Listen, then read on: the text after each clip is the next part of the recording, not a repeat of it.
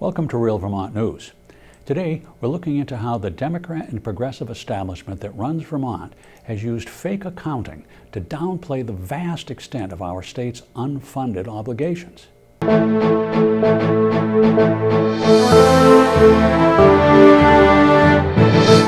Of course, we all knew we had big debts. It's hard to keep everything hidden. But why didn't these legislators tell us just how big our debt really is?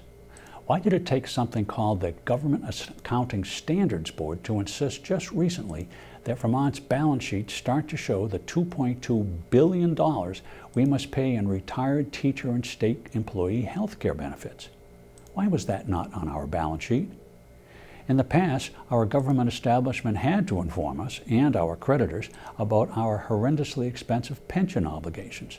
You know, our 40,000 unionized state and local public employees will get a set amount of money every month for the rest of their lives when they retire. But all of the financial institutions from which our state and local governments borrow money are now aware that we're so much further in the hole with these health care obligations that we have a negative net worth. Negative net worth. That's like having a mortgage bigger than the value of your house. And that newly revealed negative net worth means our bond rating has just been reduced, which means it's going to cost all of us more in taxes when our state and local governments borrow money which we have to pay back. Unfortunately, the closer you look at what Vermont's liberal establishment now admits is our terrible financial situation, the worse it actually gets. The establishment fantasizes that what little money we have put aside to pay these extravagant state employee retirement benefits will grow at 7.5%. But David Coates, Vermont's singularly well-respected analyst of retirement funds, says flat out that a 7.5% return on investment is not realistic. He wrote recently that the actual rate of return for Vermont's pension investments over the past 5 years was only 6.3%. And over the past 10 years, their return was just 5.5%. He says if his very well-informed calculation is correct, we must add over $600 million to the state's pension liability, which makes our recently revealed negative net worth much worse. We'll have Mr. Coates on Real Vermont News very soon to get into more detail about Vermont's terrible debt situation. But the question for us today is, why do we keep electing these Democrat and progressive legislators when they won't make structural changes to the state employees' benefit plans so we can afford to pay our people what we promised?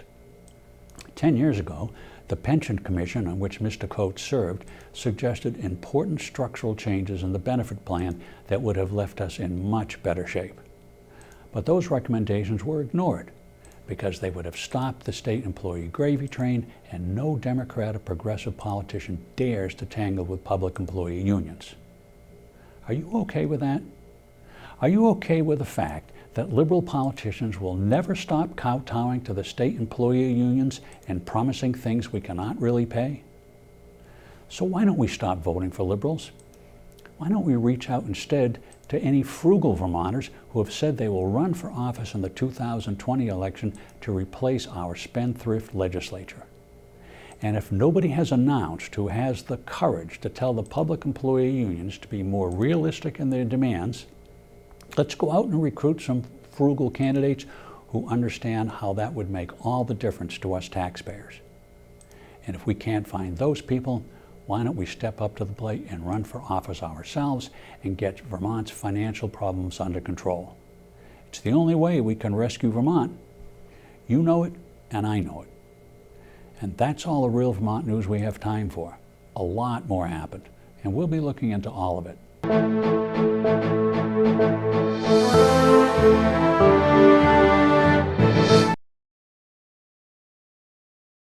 Paid for by Rescue Vermont Political Action Committee.